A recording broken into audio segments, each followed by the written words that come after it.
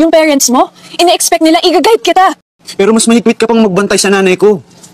Ira, girlfriend lang kita. Girlfriend lang. Girlfriend mo lang ako. Pagod ka lang ba o pagod ka na sa ating dalawa? Jason, akala mo ba hindi ko napapansin na pag magkasama tayo, parang napipilitan ka lang? Wala na yung dating fun pag magkasama tayo.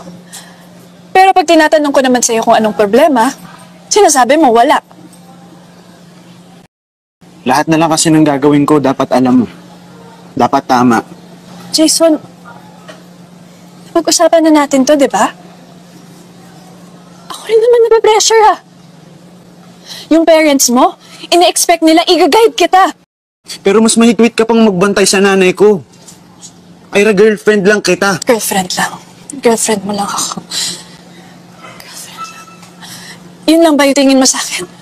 Gusto mo ng real talk? Real talk, ha?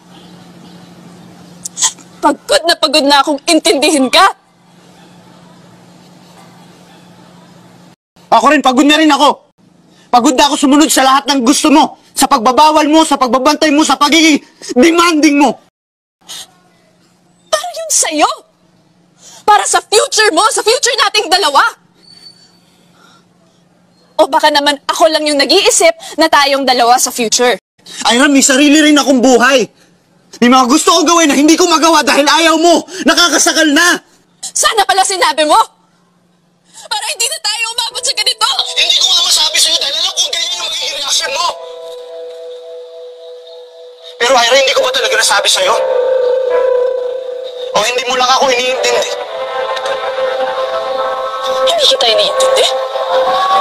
Ako pa yung di nakakaintindi. Ako pa yung masama. Ako pa yung mali. Hindi ako naulit. Kasalanan ko naulit. Kasalanan ko naging sunod-sunuran ako sa'yo. Kasalanan ko nagpasakal ako sa'yo. Okay?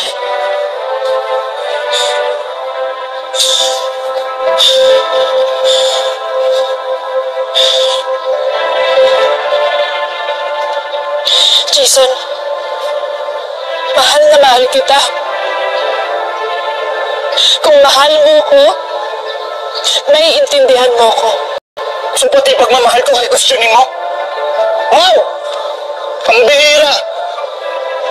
Mabuti ba tapusin na lang natin to?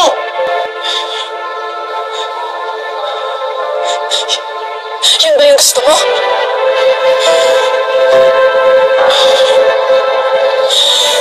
Sige! Sige, mag-break na lang tayo! Hoy! Di mo na tayo! O, sige! Pero kung tatandaan mo, hindi ako bumabalik sa mga ex ko!